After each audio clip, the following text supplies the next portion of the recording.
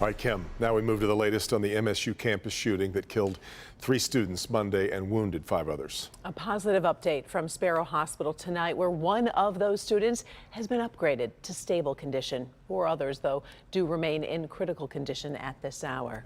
The state news, the MSU's student-run newspaper, today published an emotional editorial titled, "We're Not Going to Class Monday."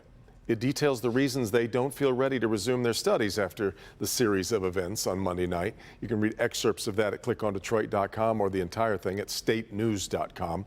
Classes, by the way, though, are still set to resume on Monday. We've also learned the Michigan State and Michigan men's basketball game is going to be played as scheduled. That's set for Saturday at 8 p.m., and that's in Ann Arbor. Here in Detroit this evening, people gathered at Wayne State University for a vigil showing their support for MSU, to pray for those 5 in the hospital and remember the 3 lives lost.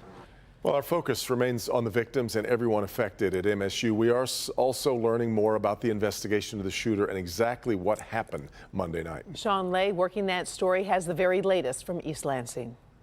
Good evening from the campus of Michigan State University, learning much more today about the gunman, the loner, and how he was able to walk off campus for hours undetected.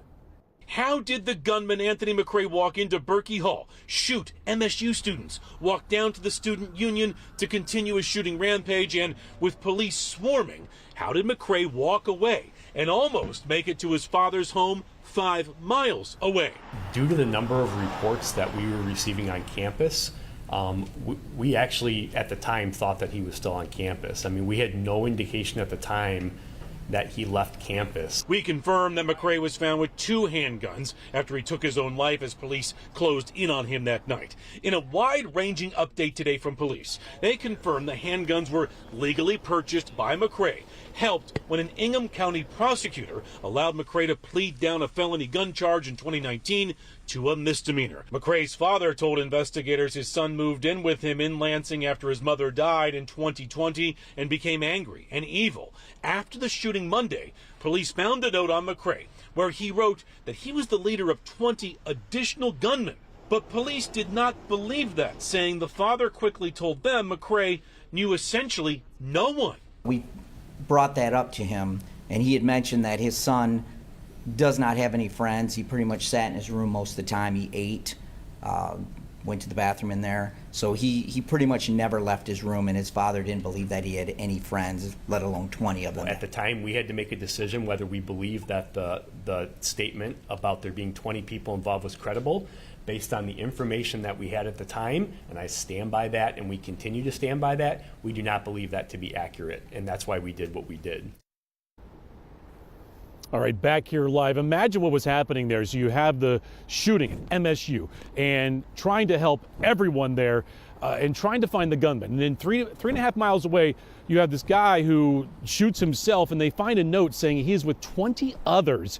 But police say they did not believe it at that time. They got that note out and pictures of the note to all the first responders there. And they made the call that they believed there was no more shooters, active shooters on that campus. What else did we learn, Devin and Karen?